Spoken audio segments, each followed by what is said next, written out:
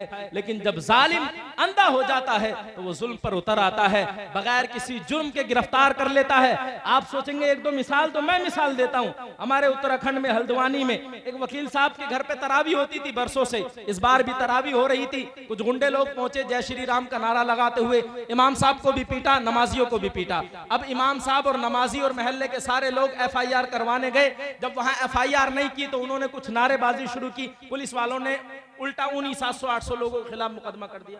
मुरादाबाद आपके करीब है, यहाँ यही हुआ। तो इबादत में खलल पड़ रहा है। अच्छा एक बात और, ईद वगैरह की जब नमाज होती है तो कभी कभी रोड के बाहर चली जाती है, पब्लिक रोड पर पहुंच जाती है। तो हमारे अमन पसंद लोग जो अमन पसंद बनते हैं, बेगैरत, वो कहते हैं कि देखो धार्मिक काम जो है वो रोड ब्लॉक नहीं होना चाहिए। बहुत अच्छी बात है, लेकिन धार्मिक काम आधे घंटे के लिए इबादत हो रही है तो रोड ब्लॉक हो रहा है, किसी का कोई नुकसान नहीं हो रहा। लेकिन आप बताएं कि 10 दिन की कांवड़ी यात्रा के लिए एक एक पूरा हाईवे बंद कर दिया जाता है। आप रिकॉर्ड उठा करके देखें, कई कई हजार करोड़ का नुकसान होता है। हमारे किसी बंदे ने कोई बात की तो तकलीफ उन्हें तुम्हारे रोड पर आने से नहीं है, तकलीफ उन्हें तुम्हारे दीन से है और उसकी पूरी प्लानिंग की जा रही है। पिछले चंद सालों में 10 लाख से ज्यादा लड़कियों को गैर मुस्लिम बनाया जा चुका है, हमारे नौजवानों को गैर मुस्लिम बनाया जा रहा है, कुछ को जुल्म के जरिए, कुछ को किसी और लालच के जरिए। ऐसे वक्त में जरूरी है अपने बुजुर्गान दीन के दामन से वाबस्ता रहें, उलमाए अहले सुन्नत के दामन से लिपटे रहें, अपने उलमा के करीब रहें, ताकि ये तुम्हारा दीन महफूज कर सके, तुम्हें समझा सके, बता सके। हमारे मुफ्ती साहब यहाँ मौजूद हैं, आप इनकी सोबत में आए तो आपको ये बताएंगे कि हुजूर का इश्क होता क्या। गाजी इल्मुद्दीन ने जब उसको मारा ना तो गाजी इल्मुद्दीन को फांसी की सजा हो गई। अल्लामा खादिम साहब ने वाकयात बयान किए, इसको एक रिसाला है वो पढ़कर देखा तो उसमें भी ये मौजूद है कि एक दिन माँ गई मिलने के लिए, माँ रोने लगी। भाई माँ माई होती है, तो माँ ने कहा, बेटे को देखा रोई तो गाजी इल्मुद्दीन ने कहा, माँ तुम क्यों रो रही हो? कहा बेटा तू इस हालत में है। तो गाजी इल्मुद्दीन ने कहा, माँ तुम कितनी खुशनसीब हो, कितने बच्चे इसलिए जेल में आते हैं कि चोरी की होती है, डाका डाला होता है, लेकिन तुम कितनी खुशनसीब हो कि तुम्हारा बेटा जेल में इसलिए है कि उसने हुजूर सल्लल्लाहु अलैहि वसल्लम की इज्जत पे पहरा दिया। वाह वाह वाह वाह। माँ सुनो, बेशक रात ख्वाब में मुझसे हजरत मूसा, रात मूसा अलैहिस्सलाम मिलने आए, ख्वाब में नहीं जागती हुई हालत में मिलने आए मूसा अलैहिस्सलाम। जब मुलाकात हुई तो मैंने अर्ज किया कि हुजूर इतने जलाली पैगंबर हैं, मुझ जैसे निकम्मे इंसान को आपने मर्तबा अता फरमाया।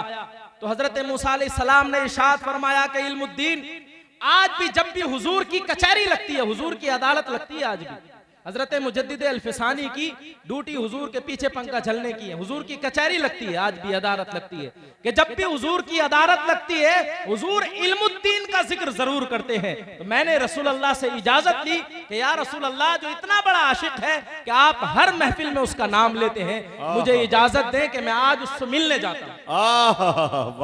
जब गाजी इल्मुद्दीन को 31 अक्टूबर 1929 को फांसी के फंदे पे लटका दिया गया, उस वक्त डॉक्टर इकबाल भी जिंदा थे। तकरीबन 13-14 तारीख को, 13-14 दिन बाद डॉक्टर इकबाल पूरे लोगों के साथ पहुंचते हैं, कहते हैं कि अंग्रेजों से कि हमें इनका जिस्म दे दीजिए, लाश दे दीजिए। और डॉक्टर इकबाल को यह वसीयत थी कि अंग्रेज जब लावारिसों के कब्रिस्तान में दफन कर दें तो तुम मुझे मेरे शहर में ले जाकर के दफन कर देना। डॉक्टर इकबाल जब पहुंचते हैं तो अंग्रेज कहते हैं कि हिंदू मुस्लिम हो जाएगी, झगड़ा हो जाएगा अगर हमने लाश दे दिया। डॉक्टर इकबाल फरमाते हैं मुझे सूली पे चढ़ा देना अगर कोई फसाद हो जाए। अपनी शख्सी जमानत दी, लेकर के आए सैयद दीदार अली शाह साहब था, आसमान की तरफ को मुंह करके। तो इमाम अहमद बिन हंबल ने कहा कि मैंने रब की बारगाह में अर्ज किया था, या अल्लाह तेरे कुरान की खातिर मैं कोड़े बर्दाश्त कर रहा हूं, तू मुझे इतना जलील न कर के लोगों के सामने में नंगा हो जाऊं। अल्लाह अकबर।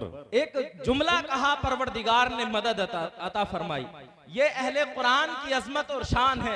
डॉक्टर इकबाल ने फरमाया था, हिफ्ज़ कुरान अजीम आईने तुस, कुरान मजीद का हिफ्ज़ करना, उसको समझना, उस पर अमलना, ये तुम्हारी जिंदगी का कानून था। लेकिन अफसोस दर्स कुरान अगर हमने न भुलाया होता, जमाना न जमाने ने दिखाया होता। मुअज़्ज़ज़ थे जमाने में मुसलमान होकर और हम ख्वार हुए तारीक़ कुरान हो। अल्लाह अकबर। बेशक बेशक। डॉक्टर इकबाल ने कहा था, गैरत है बड़ी चीज जहाने तगोदों में, पहनाती है दुर्वेश को ताजे सरे दारा, दीन हाथ से देकर अगर आजाद हो मिल्लत, है ऐसी तिजारत में मुसलमान का खसारा। तकदीर उमम क्या है कोई कह नहीं सकता, मोमिन की फिरासत हो तो काफी है इशारा। अगर बंदा गैरतमंद हो, हुजूर सल्लल्लाहु अलैहि वसल्लम से बड़ा गैरतमंद कोई दुनिया में पैदा नहीं हुआ, और हुजूर से बड़ा गैरतमंद रब तबारक व तआला है। मोमिन गैरतमंद होता है, और मोमिन की गैरत ये होती है कि अगर पूरी दुनिया भी एक साथ जुल्म पे उतर आए तो मोमिन अपना ईमान नहीं बेचता है। जी, आज लोग बेशक, चाय बेशक। की प्याली पे ईमान बेचते हैं। आज लोग अपनी सियासत को सीधा करने के लिए मदारिस में इख्तलाफ करते हैं, मसाजिद को सियासत का अड्डा बना लेते हैं। हर जगह जाइए आप, दीन का काम जहां पर यह है कि सिस्टम नहीं है इस वजह से नहीं हो रहा पूरे तौर पर, वहां एक बड़ी वजह यह भी है कि हमारे जो बड़े मदारिस हैं जिनको काम करना चाहिए वो अक्सर सियासत का अड्डा बने हुए। जी जी जी जी बेशक। जब एक ईमान वाले के ईमान पर बात आती है तो चाहे उसके सामने दौलत रख दो, शोहरत रख दो, इज्जत रख दो, कोई भी चीज रख दे, बंदा ईमान वाला ईमान नहीं बेचता है। हजरत अब्दुल्ला बिन हुज़ाफा अस्सहमी, ये आप क्या शरबत पिला रहे हैं? असल में क्या है, महफिल के आदाब का नहीं पता। अल्लामा इब्न हजर अस्क़लानी मवाहिद लदुनिया में फरमाते हैं, इज़ ला फ़र्क़ बैन मौतिही व हयातिही फ़ी मुशाहिदतिही लि उम्मतिही व नियातिहिम व अज़ाइमिहिम व ख़वातिरिहिम ज़ालिका जलीकुन ला ख़फ़ा बिही, कि इस बात में कोई फर्क नहीं कि हुजूर सल्लल्लाहु अलैहि वसल्लम ज़ाहिरी दुनिया में मौजूद हैं, ये ज़ाहिरी दुनिया से चले गए। हुजूर की शान ये है कि जिस तरीके से ज़ाहिरी हयात में उम्मती को देखते थे, उम्मती की नीयत से, उसके हालात से, उसके इरादों से बाखबर थे, हुजूर सल्लल्लाहु अलैहि वसल्लम आज भी अपनी उम्मत को मुलाहजा फरमा। बेशक बेशक बेशक, सुभान अल्लाह। तो कम से कम ये तसव्वुर 24 घंटे ना सही, लेकिन जब जलसा हो, महफिल मिलाद हो, जुलूस का नंबर हो, उस वक्त तो बंदे को ये होना चाहिए मैं हुजूर की बारगाह में मौजूद है। मैं बड़ा जो है वो कम इल्म आदमी हूँ, ये उलमा यहाँ पर मौजूद हैं, मैं इस तकरीर कर रहा हूँ तो मेरी जिम्मेदारी है कि मैं इस यकीन के साथ बैठूं कि मेरी तकरीर को रसूलुल्लाह सल्लल्लाहु अलैहि वसल्लम मुलाहजा फरमा रहे। जी जी, अगर मेरी आंखों से पर्दे हटे होते और मैं रसूलुल्लाह को देख रहा होता तो फिर मेरी तकरीर करने का अंदाज क्या होता, मेरे जुमलों का अंदाज क्या होता और मेरा बयान क्या होता। आप इस नीयत के साथ बैठे, कम से कम महफिल मिलाद में जलसे में इस नीयत से बैठे कि अगर रसूलुल्लाह सल्लल्लाहु अलैहि वसल्लम ज़ाहिरी हयात में मौजूद होते, हम अपनी आंखों से देख रहे होते, तो फिर कितना अदब व एहतराम के साथ हम बैठे होते। आला हजरत जिनके नाम का हम नारा लगाते हैं, कई कई घंटे की महफिल मिलाद हुआ करती थी, जब दो जानू बैठ जाया करते थे तो वो जो अपने उस वक्त के तमाम हजरतों का हजरत था, उसकी शान ये थी कि कभी कभी 6-6 घंटे की महफिल मिलाद में हाथ बांधकर दो जानू इसी तरीके से महफिल तक के आखिर तक बैठ गया करते। अल्लाह अकबर, सुभान अल्लाह सुभान अल्लाह। हमें पता ही नहीं है कि हुजूर का इश्क क्या है। अल्लामा डॉक्टर इकबाल फरमाते हैं, जर्रा इश्क़ नबी अज़हक़ तलब, सोज़े सिद्दीक़ व अली अज़हक़ तलब, कि अगर तुम्हें इश्क़ रसूल नहीं है तो अल्लाह से मांगो, या अल्लाह हमें हुजूर का इश्क अता फरमा। और जब इश्क मांगो तो उसमें सोच, तड़प और उसकी जो पावर मांगो वह हजरत सिद्दीक़ अकबर और मौला अली करमल्लाहु वजहुल करीम जैसी मांगो। जी जी, सुभान मौला अल्लाह। अली ने वारी तेरी नींद पर नमाज, वो भी असर जो सबसे आला खतर की है। सिद्दीक बल्कि गार में जान उन पे दे चुके, और हिफ्ज़ जान तो जान फुरूज़े गुरर की है। साबित हुआ कि जुमला फराइज फुरू है, असलुल उसूल बंदगी उस्ताद वर्ग। नारे तकबीर, नारे रिसालत, उलमाए अहले सुन्नत, अल्लामा फरमान रजा बरकाती साहब क़िबला। वाह, हजरत अब्दुल्ला हुज़ाफा अस्सहमी को रूम के बादशाह ने गिरफ्तार कर लिया। आपका हुस्न देखा, आपका जमाल देखा, आपकी बातचीत का अंदाज देखा, तो उस बादशाह ने कहा कि ए मोहम्मद अरबी के गुलाम, मैं तुझसे कुछ बात करना चाहता हूं, और बात यह है कि तू ईसाईयत कबूल कर ले, तू हमारा मजहब कबूल कर ले, मैं तुझे आधी सल्तनत दे दूंगा, और जो मेरी बेटी है उसका रिश्ता भी तेरे साथ कर दूंगा।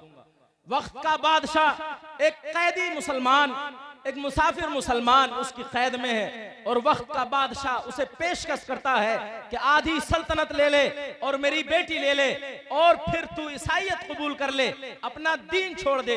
वो गौर करें, जो एक वोट की खातिर अपना दीन बेच देते हैं, सियासत की खातिर दीन बेच देते हैं। डॉक्टर इकबाल ने कहा था ना, दीन हाथ से देकर अगर आजाद हो मिल्लत, है ऐसी तिजारत में मुसलमान का खसारा।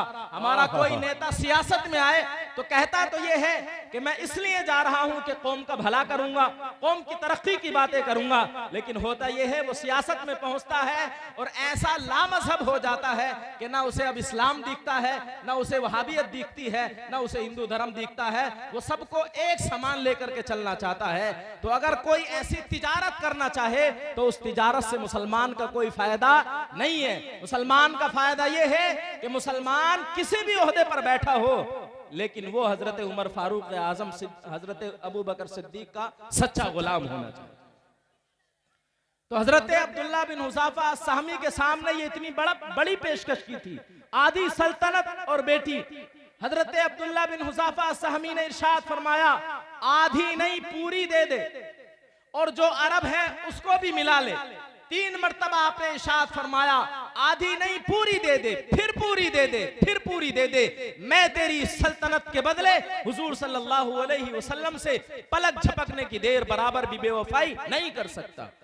जी जी जी, वाह वाह वाह वाह, ये गैरत थी मुसलमानों की जी बहुत। लेकिन आज हमारे दीन की जो कमजोरी है, किस वजह से हम कमजोर हो रहे हैं, हमने गौर किया हमारे बुजुर्गों ने हुजूर सल्लल्लाहु अलैहि वसल्लम से कैसा इश्क किया। मौलाना सैयद किफायत अली काफी मुरादाबादी, वाह वाह वाह, जब अंग्रेजों ने जेल में बंद कर दिया, कैद में डाल दिया और फांसी का वक्त करीब आया, तो लोग तो एक दिन की जेल के बदले अपने हालात को तब्दील कर देते हैं, अपनी बात बदल देते हैं। मौलाना सैयद किफायत अली काफी मुरादाबादी के पास रात को अंग्रेज पहुंचते हैं, फांसी अगले दिन होनी है, और कहते हैं कि मौलाना वो जो फतवा तुमने हमारे खिलाफ दिया है वो वापस ले लो, वो वापस ले लो, हम तुम्हें आजाद कर देंगे। आपने फरमाया ये कभी नहीं हो सकता, तुम्हारे खिलाफ जिहाद फर्ज था तो था, है तो है, वो फतवा मैं नहीं दिया है और वो कभी वापस नहीं हो सकता।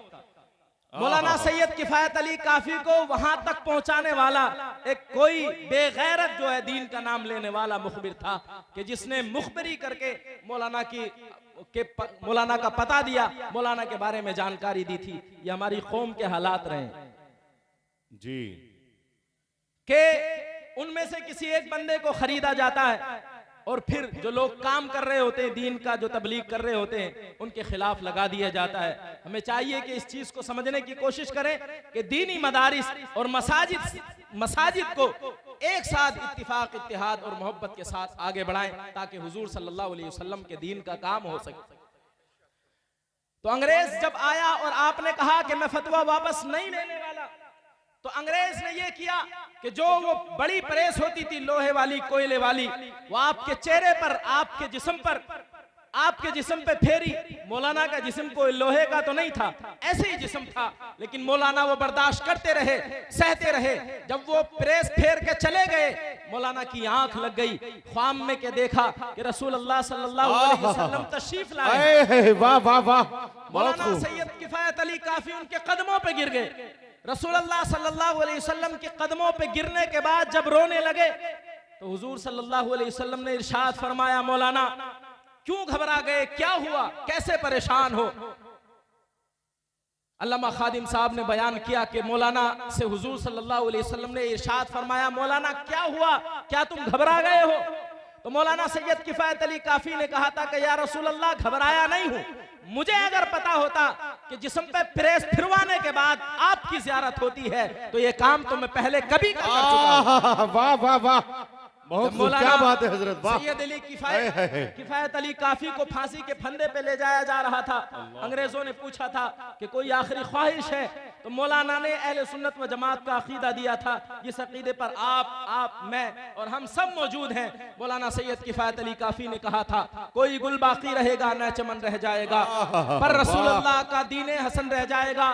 और आपने जो आखिरी शेर कहे थे उसमें दुरूद शरीफ की जो अजमत बयान की थी, आपने फरमाया था जो पढ़ेगा साहिबे लोलाक के ऊपर दुरूद, आग से महफूज उसका तन बदन रह जाएगा। बेशक बेशक। हमारे बुजुर्गों ने फांसी का फंदा चूमते वक्त भी अपना अकीदा नहीं छोड़ा और सियासत के चक्कर में, मौत के चक्कर में अकीदे को नहीं बदला, वही अकीदा बयान किया। लेकिन बड़े अफसोस के साथ ये कहना पड़ता है कि चंद टके की खातिर, थोड़ी सी जमीन की खातिर हम मजहब देखना भूल जाते हैं, अकीदा देखना भूल जाते हैं, शादियां करते हैं, उनमें शादियां कराते हैं और कहते हैं कि नहीं अब हालात ऐसे हैं कि एक साथ हमें चलना चाहिए और अखलाक यही कहता है और इस्लाम अमन का दर्स देता है।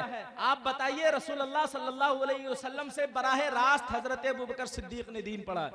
जी जी जी बेशक। लेकिन जब रसूलुल्लाह सल्लल्लाहु अलैहि वसल्लम के मुकाबले में आपके बेटे हजरत अबू बकर सिद्दीक के बेटे आए और हजरत अबू बकर सिद्दीक के बेटे ये इस जंग के बाद में इस्लाम कबूल कर लिया, कहने लगे कि अब्बा हुजूर जब आप रसूलुल्लाह सल्लल्लाहु अलैहि वसल्लम की हिमायत में आए थे, मैं आपके खिलाफ था, उस वक्त मेरी तलवार के नीचे आपकी गर्दन आ गई थी, लेकिन मैंने बाप समझ के छोड़ दिया।